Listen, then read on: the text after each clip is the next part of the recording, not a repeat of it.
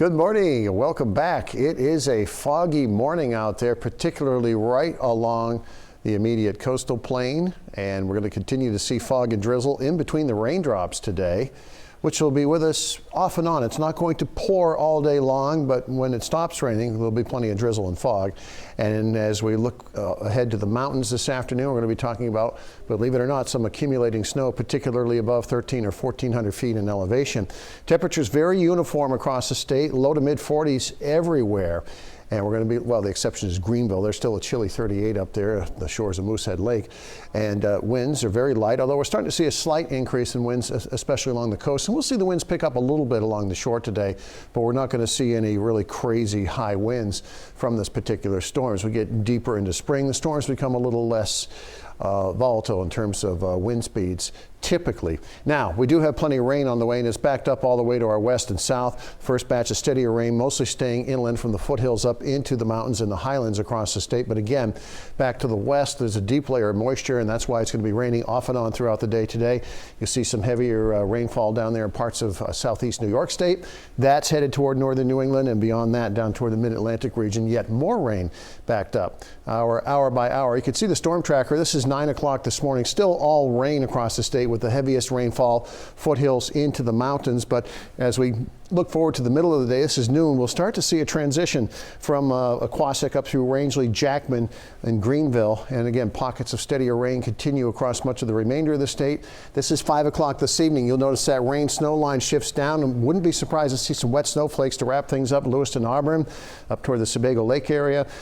But it'll remain all rain across southern Maine, and then that drier air builds in, and we will see some degree of cloudiness cycling through during the day tomorrow. A bit of upper level energy will help to bring that cloud development. Highs today in the 40s. Again, these temperatures will be dropping this afternoon as that colder air starts to filter in. And our high temperature trends this week. Again, this is Augusta. Look at those temperatures, only reaching the middle 40s the next several days. We'll flirt with the 50-degree mark by Wednesday and get back to more seasonable temperatures. Your 8-day forecast for southern Maine bears that out. But again, storm-free. We're, I guess, paying the price for the 60s and 70s we enjoyed much of the last 9 or 10 days. It's funny to say, you know, it's cool weather, these high temperatures. Just a month ago, we would have been dying to have weather in the 40s. It changes quickly this time of year. Sure it's like you flick a switch and boom, it's summer. Here we are. Yep. Russ, thank you so much. 7:18 now. Over 800 paddlers hit the water for the 59th annual Kenduskeag Stream Canoe Race yesterday. The race is the largest paddling event in all of New England and has had over 30,000 participants since its very first year. The course is a 16.5-mile route from Kenduskeag down to Bangor. Along the way, racers face notorious sections of rapids, including one part that's been nicknamed as Shopping Cart. But many racers say they don't see the whitewater as something to fear, rather one of the best parts of the entire experience.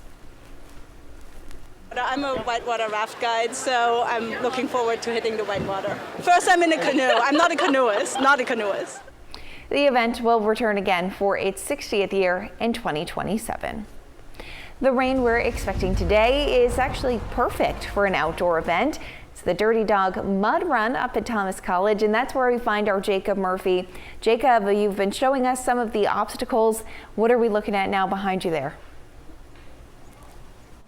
Yeah, that's right, Jamie. We've got another obstacle for you, and this is the first one that runners are going to be encountering. You've got to tackle some pretty big hills, and then right at the bottom, you've got a lot of mud to deal with as well. And I've got Jim here, too, to kind of tell us a little bit about this entire course, which is 5 kilometers long and goes through the woods. Tell us more about what the course is like. So yeah, the course, it's a 5K run. We do use a lot of our campus trails, so we have a nice trail system that our cross-country team uses and that's open to the public that people use. So we weave in and out of that and try not to create mud or holes on that because we want to maintain it year-round. That's what these areas you're seeing behind us and you've seen in other shots are for, is we can dig, and like you said, these nice large mounds of dirt. Once these start to get wet and slippery, you'll see people sliding down them, falling down them, rolling down them. And once they get in that water at the bottom, I'm sure first thing this morning it'll be a little chilly. As we've been hearing with the weather, it seems like we're going to be getting some rain today. So I think it's going to be